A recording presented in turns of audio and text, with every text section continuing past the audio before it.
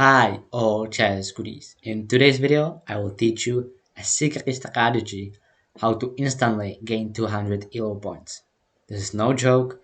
All you need to do is just watch the whole video to get all the tips and informations needed to gain that 200 ELO. It is important because it is a strategy where you need to know all the moves, how to play that, and know about all tips. And at the end of the video, I'll show you how much ELO I gained using this strategy. So let's get started. The strategy is that, well, you will play an opening over and over again, and yeah, just watch it. So your opponent will be white in this example, and he'll play e4, let's say. Now you have to respond with d6, then d4, then knight to f6, attacking the pawn. Then most of the times you will see that they will defend with the knight, but the point is that you don't care what your opponent plays. You will play always the same moves. Now knight bd7, and then some developing move, and now e5.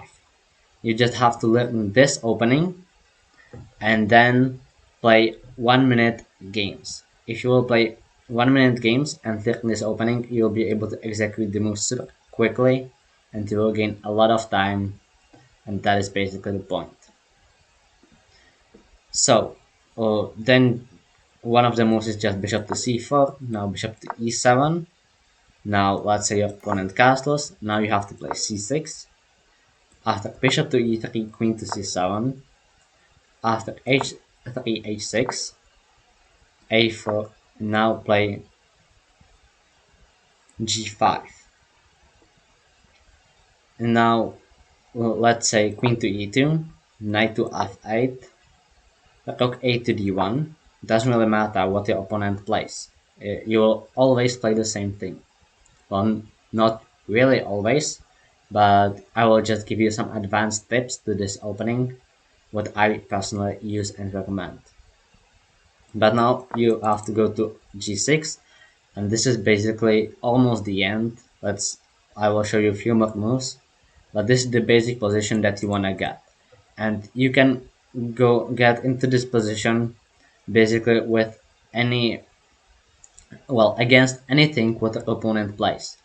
So if you will play that 1 minute game, you can just pre-move, or not really pre-move, because you can see that there is this tension, so white can whenever decide to take that one. You will never take on d4, never do that. But if your opponent would decide to take on e4, then you just need to capture and nothing has happened.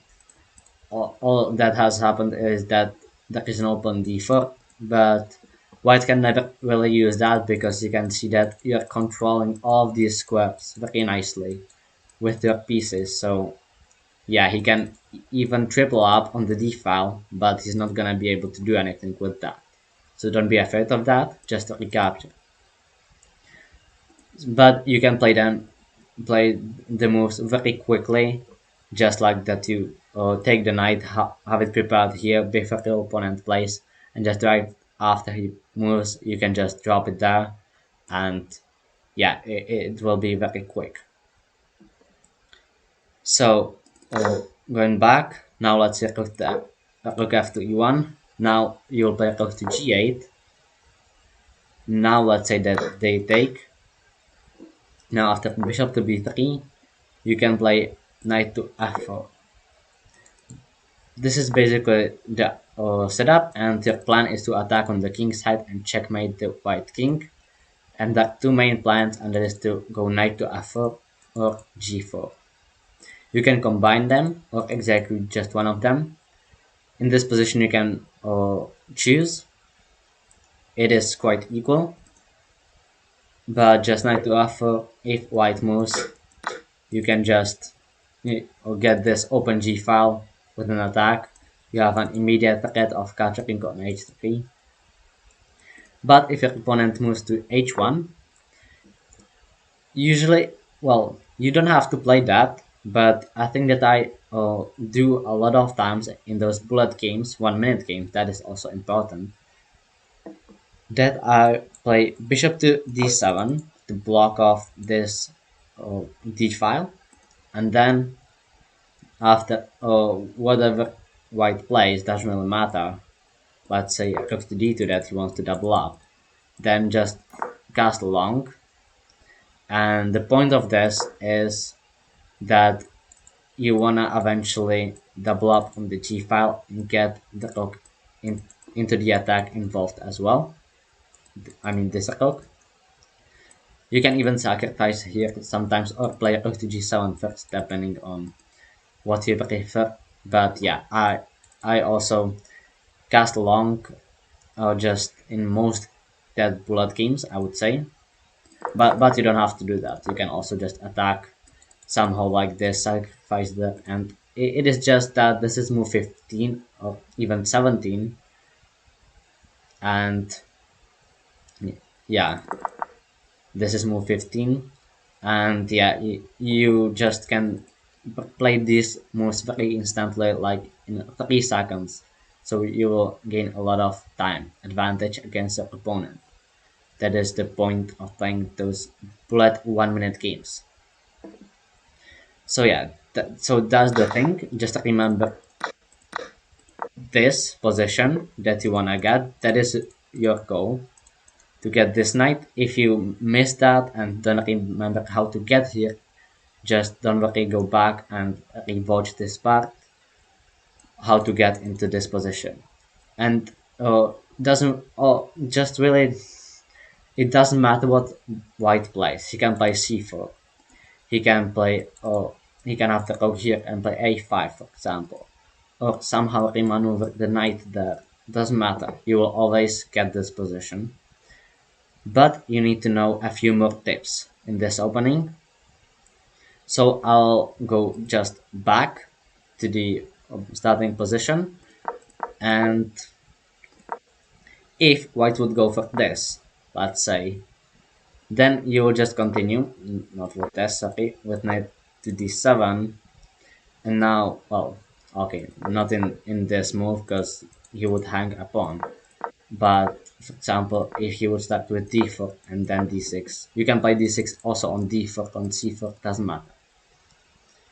So that, well, not now, but first c4, then this, and then let's say this, this, and then this, we would get into this position like so. And then if you would play d5, for example, it is possible, just continue with your plan. Yeah, and then c6, and then you can play few more moves, and now there is no tension here, but there is tension here. You will just leave it here as before, and yeah, just wait and play and continue with the normal development and get that set up. But if white would ever decide to take, it can be in this position, it can be a few moves later, then don't worry, just recapture with the p-pawn, and that's it. Nothing has happened. Once again, there is no d-pawn, no b-pawn, but the game continues. Sometimes I even cast long into this position because white king is usually in a lot more danger than the black king. So that is one tip to do. Just remember to any of this tension, just leave it there, and whenever white would take, just recapture. That is one tip you need to know. So let's go back to the starting position. And what other can white play? Well, let's say that they don't play bishop to c4 now, or maybe even they can play it, but they sometimes play bishop to g5 to just pressure the knight. Then you can just continue like this, and then after something, just continue with h6. And now they need to do something about the bishop. Or there are three options of retreating or just taking. Or I mean retreating to h4 or somewhere along this diagonal and then take on f6. Remember, whenever they take on f6, just recapture with the bishop.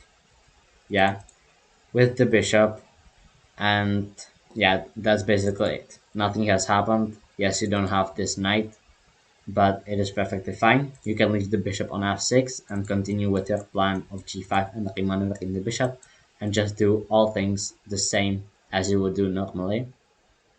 And if needed, maybe now this square is a bit weaker since the bishop is not on e7. If needed, you can retreat later in the game, just back to e7, or you can do it just on the next move if you want. Let's say this, you can just go back to make sure that everything is nice. It depends on what you prefer. But I personally prefer to just leave it there because I don't need to have it on e7 necessarily in this kind of position. So yeah, whenever you have bishop to g5 and they would take, just take it with the bishop, and that's it. Once again, the tensions and this, yeah, these pawns as I've shown you before, and this as well, just leave it there. And if white ever decides to take that, just recapture, and that's it. Nothing has changed. If white goes back, that's basically a waste of a waste of move, a tempo. So you can just continue with g5, and it is just a normal thing. But they can also move back, and now after g5, bishop to g3. Now be careful, you cannot continue with this plan. That is one of the exceptions.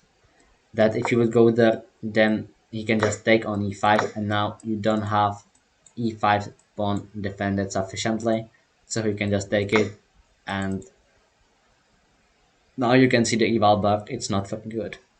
So what I recommend you to do instead, not move the knight, but just play rook to g8, and then let's say a4, well, a4, I mean, yeah, that's it.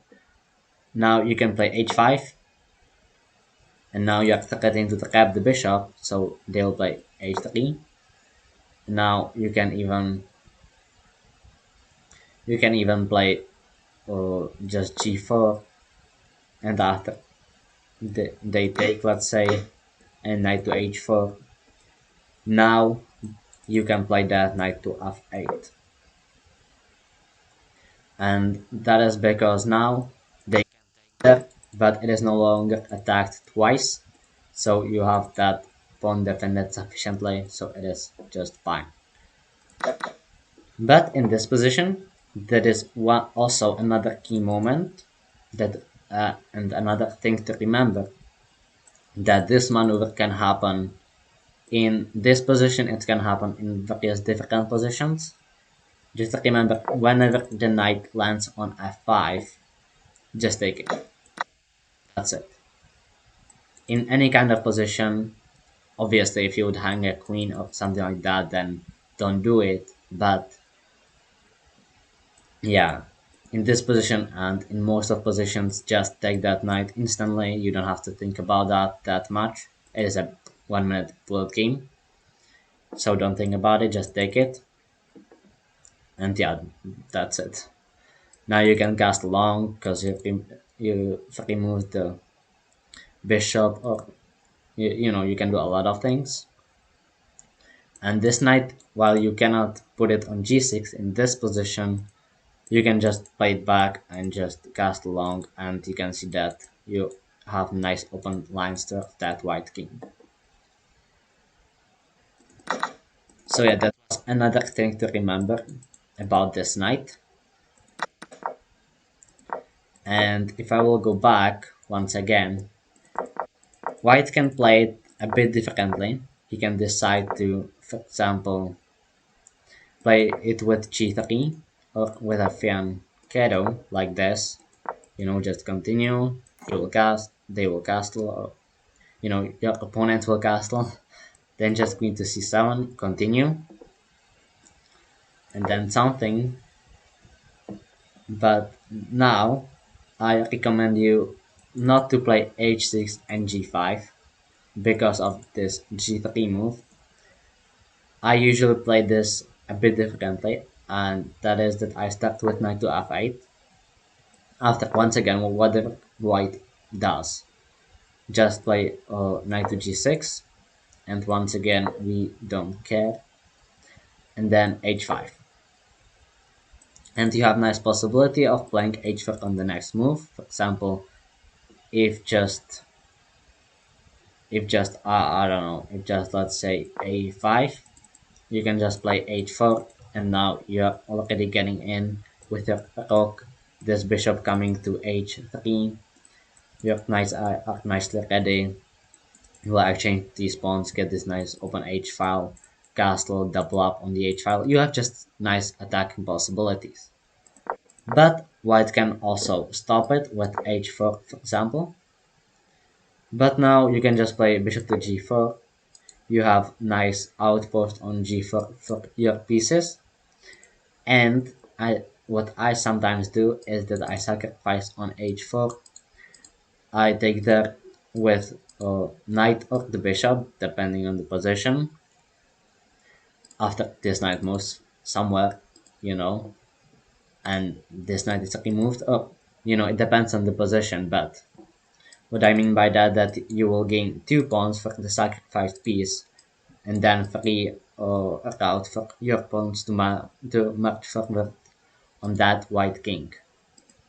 And it is not easy to handle that with few seconds on the clock if you play that 1 minute game. Remember, I keep telling it, but it is very important to play this time control. So yeah, that was. I will go back, but I think that is the last thing that you need to know. Just remember the setup. I'll just show you the pawns where they are like this. This is the pawn structure. Just remember the position, how to get there, and then the important pawn. If this knight ever lands on f5, just take it with your bishop. If there is a tension between these 2 pawns, just leave it there, and if white takes, just recapture. If there is a tension between these 2 pawns, then just leave it there. If white takes, just recapture. That's it. And also, the last thing is that if he plays that g3, do this plan instead. It is a bit better. And yeah, that is also another thing, and that was with the bishop to g5 and this. And also, if he takes, just recapture. Yeah, hope that you remember that. And if he goes to, oh, I mean, your opponent, doesn't matter. If white goes back to h4 and then here, just don't play that knight to f8. It is very important to remember this, because then you will lose this pawn, and that's a very important pawn to have. Just play g5, g4, push these 2 pawns, kick away these pieces, and then you can reroute the knight. And also, what I do a lot of time, well, what I do in most games is cast long to bring the last piece into the attack. And yeah, that is quite it, what you need to know. And once again, I will say it, you need to play 1 minute bullet games in order to work this very nicely. You can play it in any other time control, but then it is gonna be just a regular opening. It's nothing wrong with that, but I don't think that you would instantly gain that much ELO. Yeah. Now I'll show you one game that on which I will illustrate you this opening, and one more important thing, you will play this from a white's perspective, as also from the black's perspective. That means you will play this opening from both colors. So you just don't care about your opponent. about the color of the pieces. You just played the same and you played quickly. So let's see d3, and just you can see that I went for the setup. My opponent choose not to play e5 but just e6, but that's fine. Just this, recapture it, and then continue. My opponent castled, so now h3, g4, knight to f1, knight to g3. You can see that I've got that in just 3 seconds. My opponent has spent 8 seconds, so I'm already leading by 5 seconds, and that is very important in a 1 minute board game. Yeah, then this, then just goes to g1. Once again, you can see that I spent just a little time, and that's move 14. Then this, my opponent take that. It doesn't matter whether it is with that bishop or he can somehow get that with the knight, just recapture it, and that's fine. Now some move, you don't really care, just mark forward, execute both plans. You can see that I already have that knight on f5. Now play that other plan with pushing the g pawn. My opponent took, and now I played this. My opponent went to c4. I just took that pawn. Now I'm up a pawn. I went back and then went here because there is a nice checkmating idea hidden. I will let you guys to spot it here because this is a mate in 4. I remember I just removed it instantly in this game. And before I show you the mate, there was a chance to save it sort of. This is the best move, the way to play it, just sacrifice the exchange. But it is already better for white. You can see that I have 30 seconds, well, 36 seconds, and my opponent only has 20 seconds. So it is quite a big advantage that I've got just out of the opening where I just played it very quickly because I just played the same moves. I don't care what my opponent plays. So let's go back to the checkmate. If you spotted this checkmate, congratulations. It is very nice checkmate and it starts with a rook sacrifice. The blocking cannot go anywhere. He has to take that. Now you'll give this check with the queen. King back to g8 only move. Queen to h7. King f8 only move. And now this is just a checkmate. And this is just an illustrative game how to play this opening, how you can get a very nice attack being down, well, having time advantage as well. And yeah, that was this game. And now to the end of the video. That means that I promised you at the beginning of the video that I will show you how much ELO I've got with that, and I will show it to you just right now. So I'll go to my stats and you can see that this is bullet, and yeah, this is how much I improved over the last year. And yeah, I would start here. You can see that it is April of 1st of April, I think, yeah. And yeah, I had 1800, and then I started using this strategy, and you can see how much I improved over the following days. You can see that this is the 20th of April and I have 2080. This is my highest rating, 2087 that I've got here. But yeah, so I've got over the course of 20 days just using this opening, turning into this, playing that 1 minute blood games with this opening. Yeah, just gained 287 ELO. Yeah, this is just before I was playing a bit and just played regular openings, different lines, and yeah, I was at this level, and then I started playing this and I improved so much, then dropped down a little bit, still playing this, and then it has balanced somewhere. You maybe cannot see that, I'm sorry for that, but you can see that now I have 2010, so it has balanced somewhere around the 2000. So I basically got that 2000, well, not 2000, 200 ELO as I thought. Yeah, so yeah, that's the video. Hope you guys enjoyed it. You can check out my other video here, and if you learned something, be sure to subscribe to never miss any of my future videos. And thanks for watching.